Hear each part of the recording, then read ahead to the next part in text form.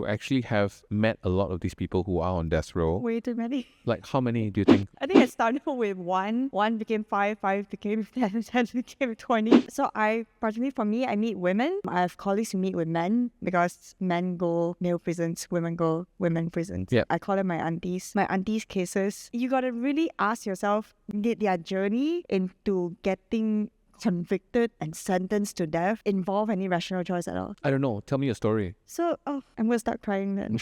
That's fine. Crying pasti viral.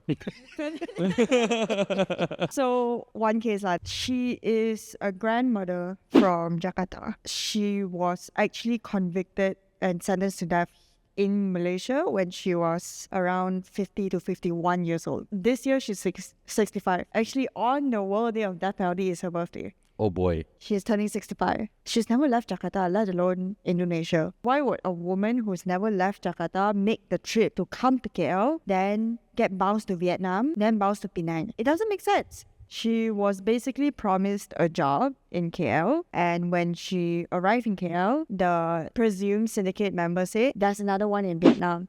So why don't you use the money I gave you, which was in a couple hundred of USD, you buy your own ticket to Vietnam. So the auntie actually told me her story of how she had to knock on a taxi driver, like, can you teach me how to beli ticket to Vietnam? Ya Allah. Settled down in a hotel, got another call from a syndicate member. A lady is going to pass you a bag, but actually now the job's going to be in Penang. You can help me pass my stuff to my sister, my family member in Penang. No additional money. No, but help me pass my things to my family member in Penang. So what the syndicate member did was got her a ticket from Vietnam to transit in KL to Penang. Then she told the auntie, you don't take your bag in KL. Don't pick it up. Only pick it up in Penang. She actually didn't recognize the bag because it was never hers to begin with. So she actually reached out to the airport officers at the time. You'd be like, can you help me find my bag? So then you ask yourself, how would a woman who knowingly committed the crime reach out to the officers to say, can you help me find my bag? Then, yeah. So unfortunately, then she was arrested with drugs in the luggage. So I actually had an appointment to meet 6 Indonesian women in penjara. So when I arrived, I was like, why is there only 5? And the warden told me, oh, dia heavy period. So kita hantar dia ke rawatan. But as time passed, she came back to prison and she sat down. She told me she was already 64 last year. And I was like, I was thinking to myself, how the hell are you still menstruating? And then she revealed that she had been having this heavy bleeding for 2 years with no intervention from the prison department whatsoever. They just treated it as, oh, heavy period.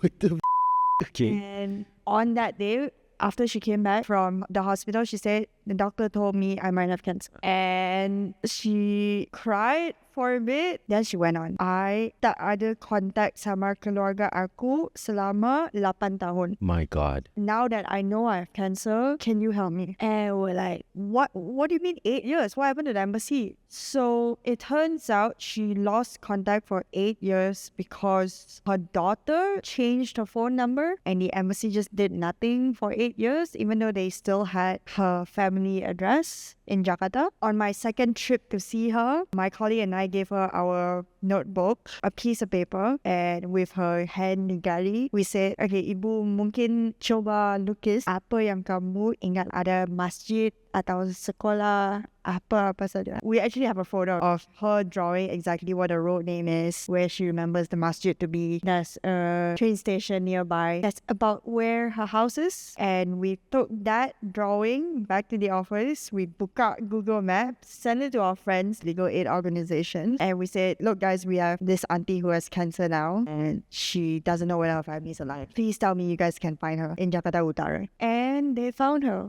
They found the family. Most, if not all, of her family members thought that she already died in Malaysia. Oh, man. Okay. Yeah. And the best part is, you know how they found out that she was arrested? Not by the embassy. They saw, this is what the granddaughter told me. She was 11 at the time. One night they booked out TV. Someone was arrested in Malaysia, convicted in Malaysia for drug trafficking. It's a different name, but the photo is her grandmother because she was made to travel by the syndicate on a fake passport. Aha. So they're like, that's my grandmother. That's the grandmother's face. Oh, And when you say the granddaughter was 11 at the time, meaning the granddaughter is in their 20s now. Yeah, we just flew them over, the granddaughter and her mother, to Malaysia to meet this auntie in Sungai My Udang. God. It's a horrible story. Thank you for telling the worst story that's ever been told on our podcast. Worst ever story.